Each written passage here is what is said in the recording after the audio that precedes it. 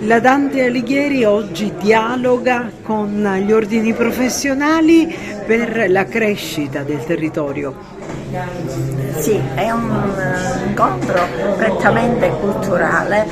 dove si parla di queste tematiche e ogni presidente dell'ordine la tratterà secondo la sfera di propria competenza. E con questo incontro vogliamo anche sottolineare come ognuno lavorando insieme, congiuntamente, può dare un apporto enorme al contesto culturale in generale. Si parlerà di territorio riferito in maniera larga, non un specifico territorio, e anche di quelle che sono, diciamo, le caratteristiche che lo rendono fruibile, che lo rendono anche, che lo possono valorizzare e che lo rendono un fiore all'occhiello per quanti ci abitano. Ma io credo che la Dante Alighieri con questa iniziativa abbia voluto valorizzare particolarmente il territorio, che è il centro e il fulcro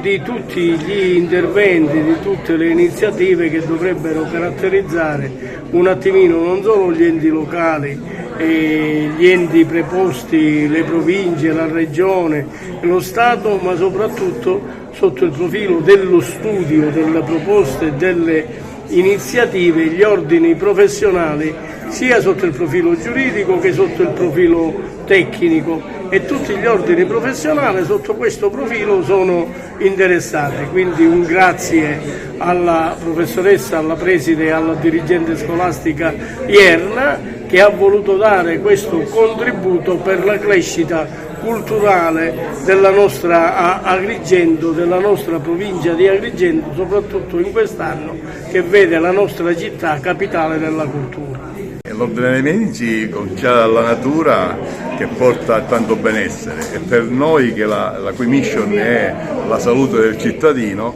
è importantissimo un ambiente sano, un ambiente salubre. Praticamente quanto incide su determinati apparati l'ambiente e quindi lo stile di vita, noi lo sappiamo, particolarmente sul sistema psichico, sul sistema anche fisico, su alcune patologie come per esempio il diabete, quanto è importante l'attività fisica della natura, perché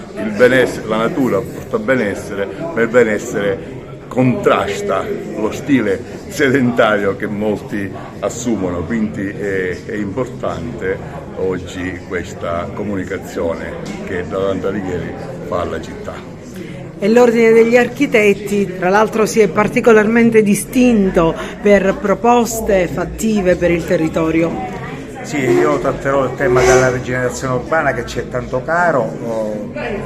quale strumento per riqualificare un po' il nostro territorio, le nostre città, che soffre di un abbandono del centro storico, ed è un momento particolarmente felice perché proprio in questi giorni è finalmente all'esame dell'8ª Commissione del Senato un disegno di legge che promuove proprio la rigenerazione urbana, istituendo un piano nazionale per la rigenerazione, promuovendo anche l'istituzione di un fondo per la rigenerazione con una disponibilità di 3,5 miliardi fino al 2050. Vengono stanziati da questo disegno di legge, speriamo sia approvato, ben 100 milioni di euro per il biennio 2025-2026 per i comuni che adotteranno una serie di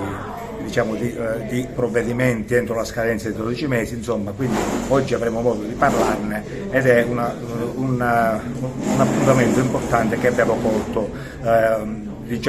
con favore. Riconosciamo alla società Dante Alighieri, soprattutto alla coordinatrice della sezione agrigentina Enza Ierna, una importante attività di promozione culturale in tal senso.